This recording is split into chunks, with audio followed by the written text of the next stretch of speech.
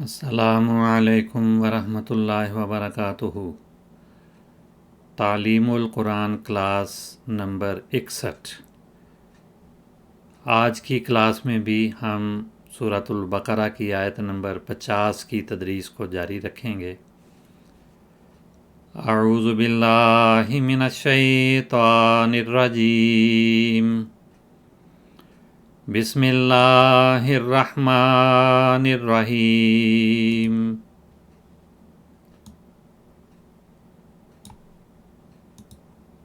वइज़ नज्जयनाकुम मिन आलि फ़िरऔन यसूमूनकुम सूअल अज़ाब युज़ब्बिहून अब्नाअकुम व यस्तहयून निसाअकुम वफ़ी ज़ालिकुम बलाउम मिर रब्बिकुम अज़ीम।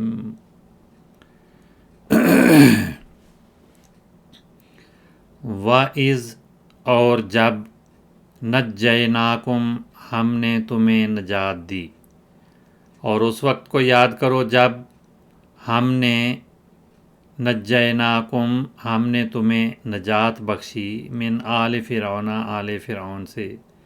यसूमूनकुम वो तुम्हें देते थे पहुँचाते थे सू अल अज़ाब बहुत सख्त अज़ाब या बदतरीन अज़ाब। युज़ब्बिहूना वो कत्ल कर देते थे अब्नाअकुम तुम्हारे बेटों को, व यस्तहयूना और वो ज़िंदा रखते थे निसाअकुम तुम्हारी औरतों को, और वो तुम्हारी औरतों को ज़िंदा रखते थे। वफ़ी ज़ालिकुम और इसमें बलाउम मिर रब्बिकुम अज़ीम तुम्हारे लिए तुम्हारे रब की तरफ से बहुत बड़ी आजमाइश थी।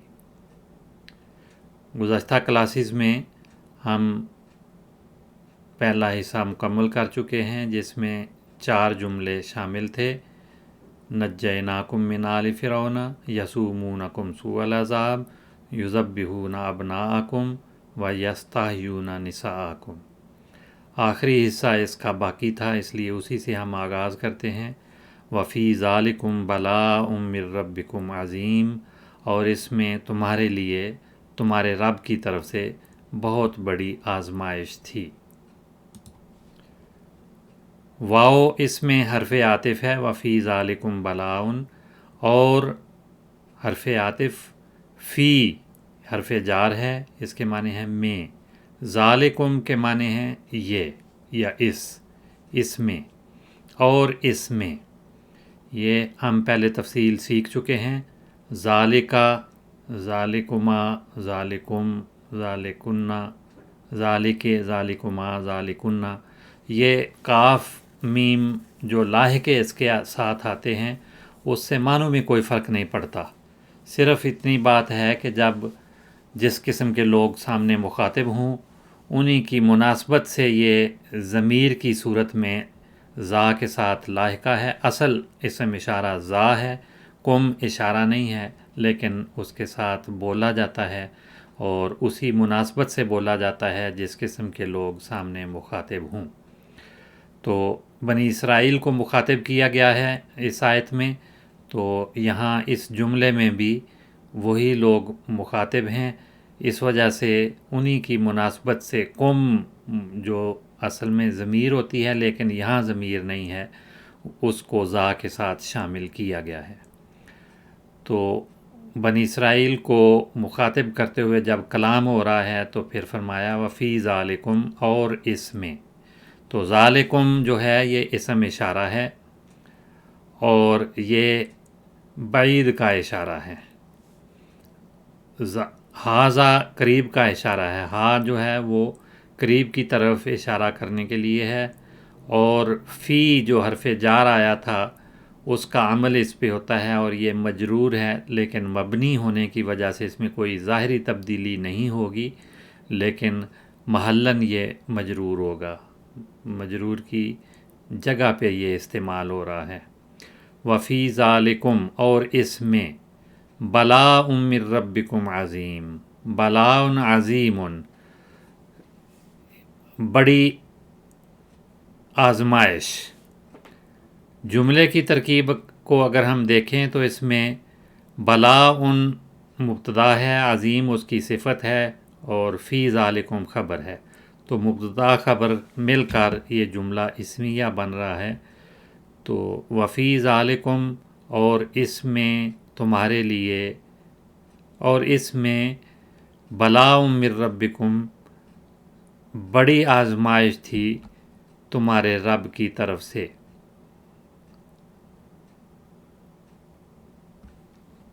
من ربکم، تمہارے رب کی طرف سے، عظیم بڑی. بلاء کا جو لفظ ہے جس کے معنی آزمائش کے ہوتے ہیں، جملے میں آنے کی وجہ سے اس کا ترجمہ ہم کر رہے ہیں تمہارے لیے آزمائش تھی. من ربکم، تمہارے رب کی طرف سے، من ربکم تمہارے رب کی طرف سے، عظیم بہت بڑی. بلا یبلو بلوم و بلاء، یہ بے لام واو اس کا مادہ ہے. فعل ماضی بلا، فعل مضارع یبلو، مصدر اس کا بلوم و بلاء. بلا کا لفظ جو یہاں اس آیت میں بھی استعمال ہوا ہے، اسم کے طور پہ بھی آتا ہے. آزمائش یا مصیبت اور رنج و غم کے لیے، زبردست کوشش کے لیے بھی یہ آتا ہے. اور بلا اور ابلا دونوں فعل استعمال ہوتے ہیں. ابلا فی الامر، کسی کام میں پوری کوشش کرنا یا کسی کو آزمانا، کسی چیز کو استعمال کر کے پرانا کرنا، تو اس کے لیے بھی ابلا کا لفظ آتا ہے. اسی مادے سے یہ باب فعال ہے ابلا، بلا ثلاثی مجرد کا صیغہ ہے. اور اسی سے ابتلا، یہ بھی فعل ماضی ہے، اس کا باب مختلف ہے. یہ باب افتعال کہلاتا ہے، ابلا یبلی یہ باب افعال کہلاتا ہے. تو ابتلا کا مصدر، ابتلا فعل ماضی ہے اور اس کا مصدر ابتلاء آتا ہے. تو ابتلا کے معنی بھی آزمانے کے ہیں، اور ابتلا کا لفظ اسم کے طور پہ بھی استعمال ہوتا ہے، اس کے معنی آزمائش کے ہیں.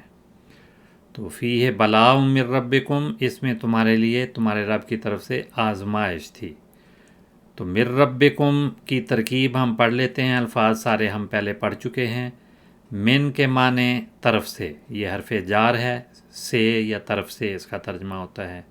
رب مالک یا رب اللہ تعالیٰ کی ذات، رب کی طرف سے.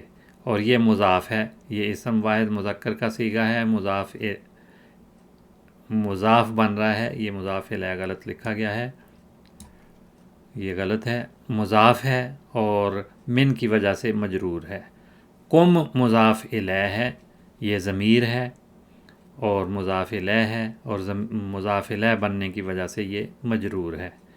تو مضاف الیہ ہمیشہ مجرور ہوتا ہے، یا وہ اسم مجرور ہوتا ہے جس سے پہلے کوئی حرف جار جیسے یہ من ہے آ جائے. تو مجرورات پہچاننے آسان ہیں، باقی جو منصوبات اور مرفوعات ہیں ان کی تفصیل بھی کسی کلاس میں ہم انشاءاللہ تفصیل سے پڑھیں گے. تو من ربکم تمہارے رب کی طرف سے، بلاء عظیم بہت بڑی آزمائش. تو عظیم کا لفظ جو ہے یہ فعیل کا وزن ہے، اسم ہے واحد، اسم واحد اور مذکر کا صیغہ ہے. اور بلاء کی صفت ہے. بلاء صفت جو ہے وہ اپنے موصوف کے تابع ہوتی ہے. تو موصوف بلاء ہے جس پہ رفع آئی ہے، اور عظیم اس کے تابع ہونے کی وجہ سے یہ بھی مرفوع ہے. عظیم کی بحث لغت میں کیا ہے؟ عظیم فعیل کا وزن ہے، اسم ہے، اس کے معنی بڑا، پرشوکت یا باوقار، اہم اور زبردست، یا کوئی بڑا انسان. عظیم کی جمع عظماء آتی ہے بالعموم. اسی مادے سے اس کا مادہ عین ضا میم ہے، عین ضوئے میم. عظم کا لفظ بھی آتا ہے، اور عنب کا وزن، انگور، عنب انگور کو کہتے ہیں، اسی وزن پہ عظم یا العظم آتا ہے، یہ العظم. اور صغر کا یہ الٹ ہے، صغر چھوٹی چیز کو، چھوٹے ہونے کو کہتے ہیں، تو عزم بڑا ہونا کسی چیز کا، کسی چیز کی لمبائی چوڑائی گہرائی میں اس کا دوسری چیزوں کی نسبت بڑا ہونا بیان ہوتا ہے۔ اور علامہ راغب اصفہانی کہتے ہیں کہ عظمہ کا اصل یہ ہے کہ کابورا عظمہ، کہ عین ضا میم کا جو مادہ ہے اسے فعل عظمہ اگر کسی کے متعلق بولا جائے تو اس کے معنی ہوتے ہیں کہ اس کی ہڈیاں جو ہیں وہ بہت بڑی ہو گئیں۔ تو کسی کی ہڈیاں جب بڑی ہو جاتی ہیں تو وہ اس کا قد کاٹ بڑھ جاتا ہے۔ تو اسی مناسبت سے ہر بڑی چیز کے لیے جب انسان کے لیے یہ عظیم کا لفظ بولا گیا یا عظمہ کا فعل بولا گیا تو یہ اصل تو پھر انسانوں یا جانوروں کے لیے ہے جس کی جسامت بہت بڑی ہو، لیکن پھر ہر بڑی چیز کے لیے سیارتاً استعمال ہونے لگا، خواہ کچھ محسوس ہونے کے لحاظ سے بڑا ہو، عقل کے لحاظ سے بڑا ہو، عقل میں آتا ہو، یا ظاہری ہو یا معنوی طور پہ بڑا ہو، اسے عظیم کہا جانے لگا۔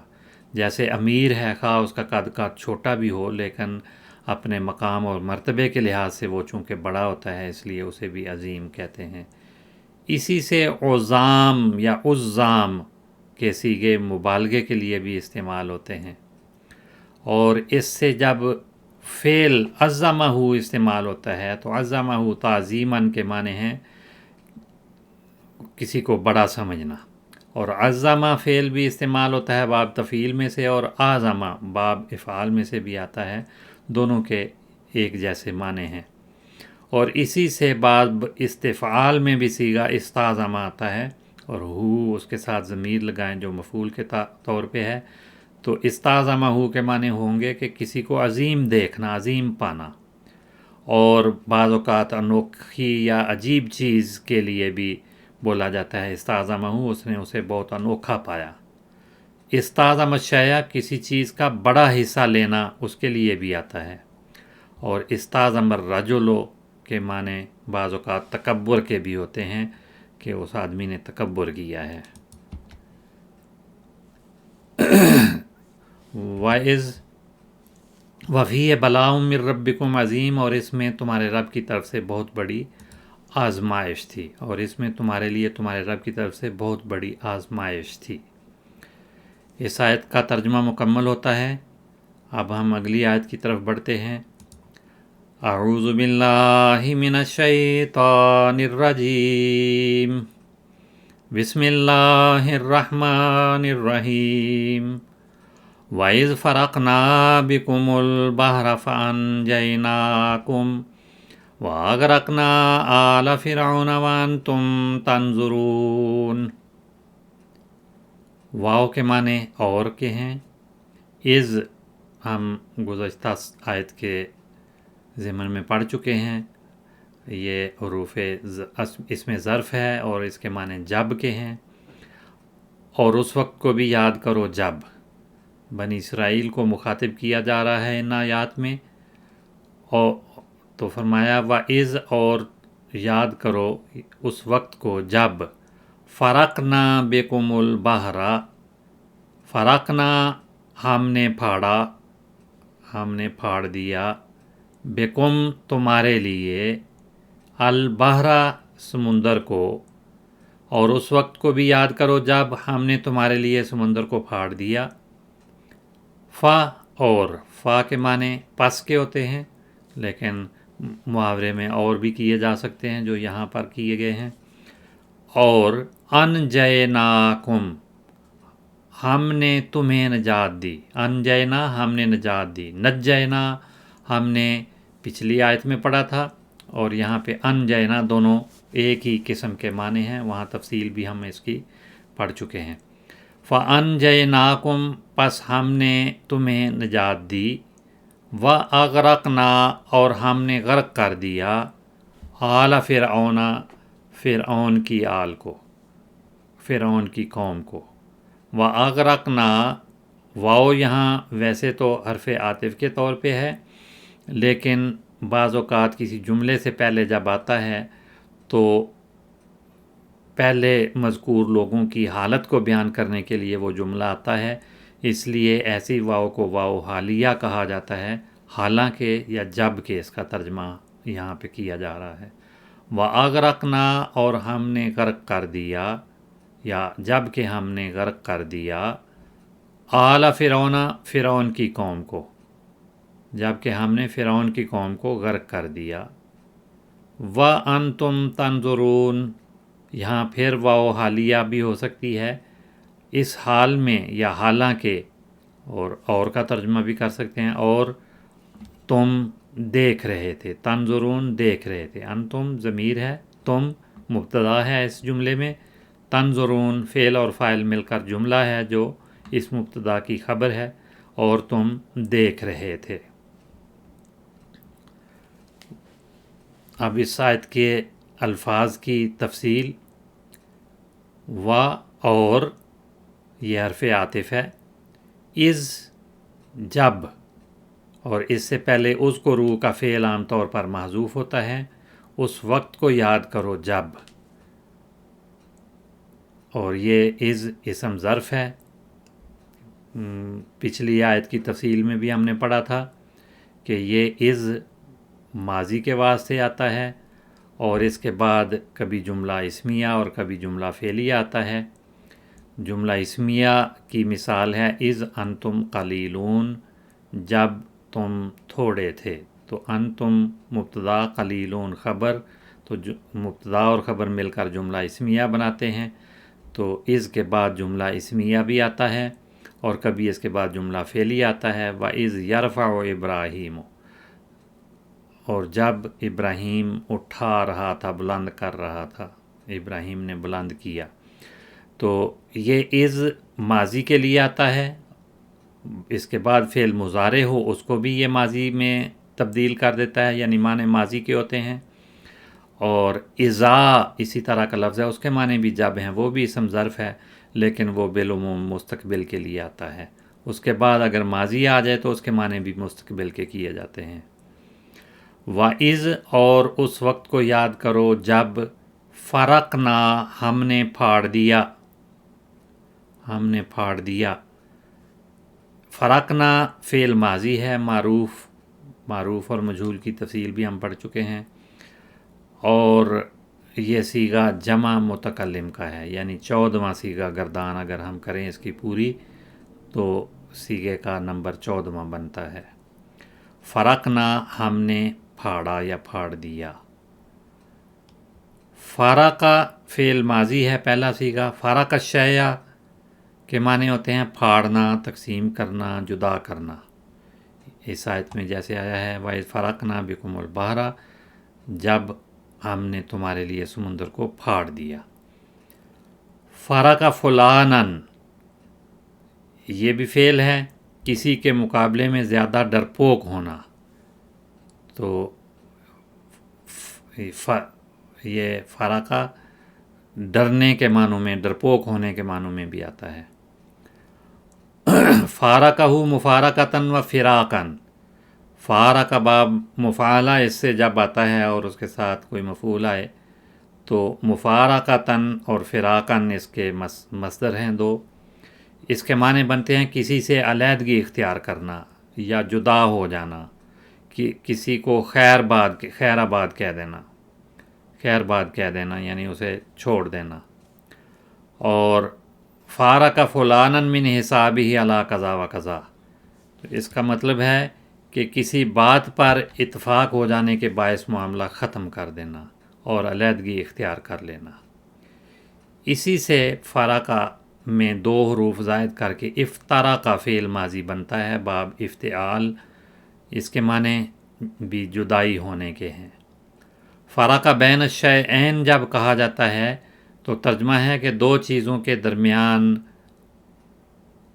فرق بیان کرنا یا 2 چیزوں کو الگ الگ واضح کرنا، جیسے اللہ تعالیٰ فرماتا ہے فَفْرُقْ بَيْنَنَا وَبَيْنَ الْقَوْمِ الْفَاسِقِينَ کہ تم یہ دعا کرو کہ اے اللہ تعالیٰ تو ہمارے درمیان اور فاسق قوم کے درمیان فرق کر دے، جدائی ڈال دے، ہمیں الگ الگ واضح کر دے۔ نمایاں کر دے۔ اس سے مصدر الفرق کو اسم کے طور پہ بھی استعمال ہوتا ہے، جس کی جمع فروق آتی ہے۔ فرق کے معنی فرق یا وجہ امتیاز اور خصوصیت کے ہوتے ہیں، اور دوسرے معنی بالوں کی مانگ، جو سر میں مانگ نکالی جاتی ہے جس سے بال دو حصوں میں تقسیم ہو جاتے ہیں، اس کو بھی فرق کہا جاتا ہے۔ اور سکے کی باہمی تبدیلی کا جو فرق ہے اسے بھی فرق کہا جاتا ہے۔ چوتھے معنی ہے حساب کی اصطلاح میں جو بیلنس آتا ہے وہ بھی فرق کہلاتا ہے، اور باقی کا لفظ بھی بولا جاتا ہے کہ دو میں سے ایک رقم زیادہ یا کم ہے۔ اور پانچویں معنی جدائی اور علیحدگی کے بھی ہیں۔ اور فرق فا کی کسرہ کے ساتھ بھی لفظ استعمال ہوتا ہے، یہ اسم ہے۔ پھٹنے والی چیز کا ایک حصہ اسے فرق کہا جائے گا۔ قرآن کریم میں آیا ہے انضرب بعصاک البحر فانفلق فکان کل فرق کالطود العظیم، تو یہاں فرق جو ہے وہ علیحدہ حصے یا پھٹ کر الگ ہو جانے والے حصے کے لیے بیان ہوا ہے۔ ترجمہ اس آیت کا یہ ہے کہ حضرت موسیٰ علیہ السلام کو کہا گیا کہ تو اپنا سونٹا سمندر پہ مار، جس کے نتیجے میں وہ سمندر پھٹ گیا اور اس کا ہر حصہ ایک عظیم ٹیلے کی مانند ہو گیا۔ تو یہ تو ایک معنی ہوئے فرق کے۔ دوسرے معنی فرق کے پہاڑی یا اونچے ٹیلے کے بھی ہوتے ہیں، اور تیسرے معنی کسی چیز سے الگ ہونے والا ٹکڑا یا اس کا حصہ یا سیکشن، وہ بھی فرق کہلاتا ہے۔ اور ریوڑ یا گلے کو بھی فرق کہا جاتا ہے۔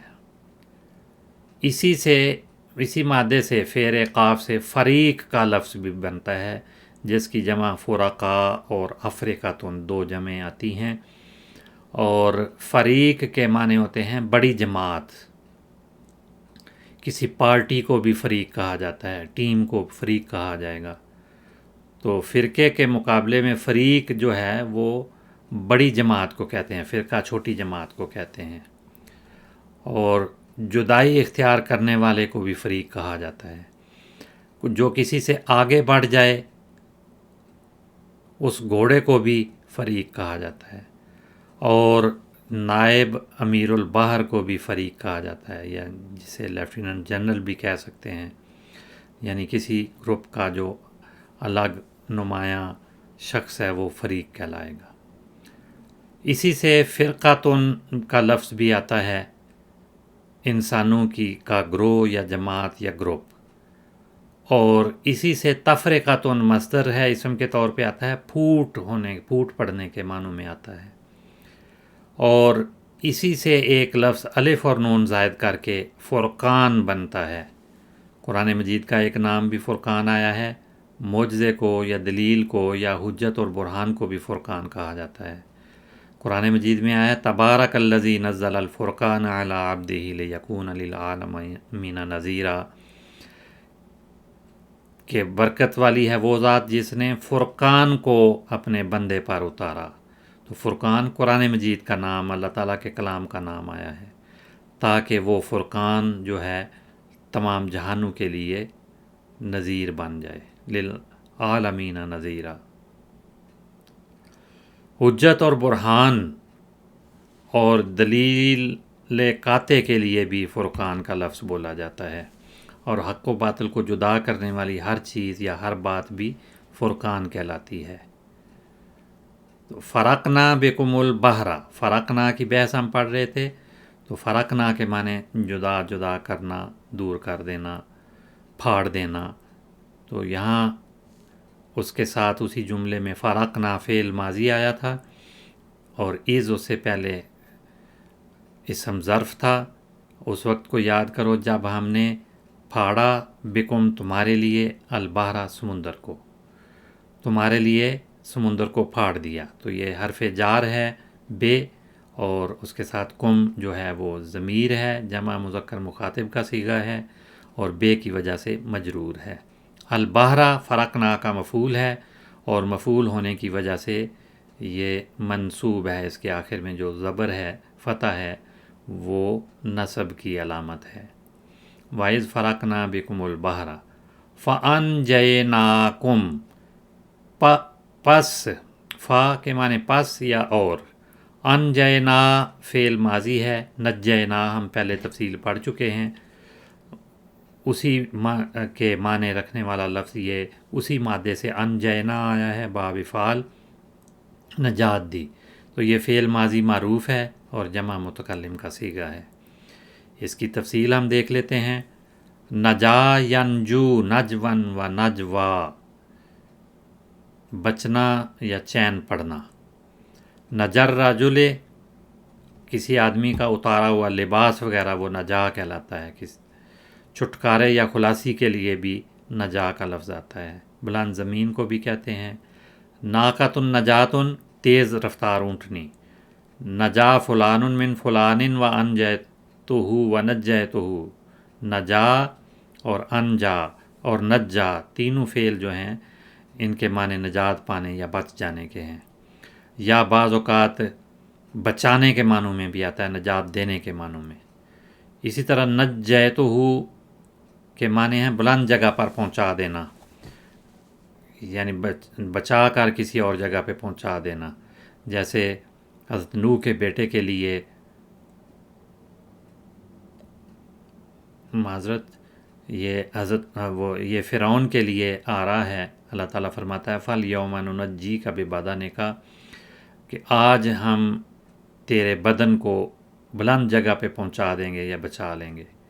نَاجَيْتُهُ اسی سے ہے رازداری سے بات کرنا، کسی سے الگ جگہ میں ملنا، یا کسی کے بچنے میں تعاون کرنا، یا اپنا راز لے کر الگ ہو جانا کہ کوئی اس راز کو جان نہ سکے۔ انجینا فعل ہے، اس کا مفعول کم آ گیا، تمہیں نجات دی تمہیں، تو کم ضمیر جمع مذکر مخاطب کا صیغہ ہے اور مفعول ہے، مفعول ہونے کی وجہ سے منصوب ہے لیکن مبنی ہے، اس وجہ سے اعراب کی کوئی ظاہری علامت اس میں نہیں ہے۔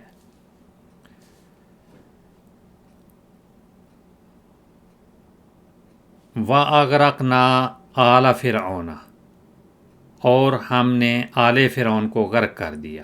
واو کے معنی جب کے، اور کے معنی ہوتے ہیں لیکن حال کے معنوں میں آ رہا ہے، حرف عاطف ہے، حالانکہ یا جب کے۔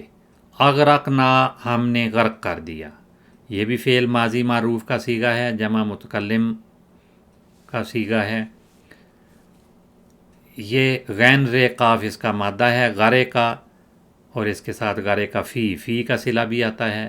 یغرق و غرقن، یغرق و فعل مضارع، غرقن اس کا مصدر ہے، اور استغرق یہ بھی اس سے فعل آتا ہے باب استفعال میں۔ تو غرقہ اور استغرق دونوں کے معنی ڈوب جانے کے ہیں۔ غرق فی الماء غرقن، اس کے معنی ڈوبنے یا غرق ہو کر ہلاک ہونے کے ہیں۔ ہوا غارق، یعنی اس کا اسم فاعل غارقن، فاعل کے وزن پہ بھی آتا ہے، غارق بھی آتا ہے، غریق بھی آتا ہے، غریق رحمت ہونا بولا جاتا ہے۔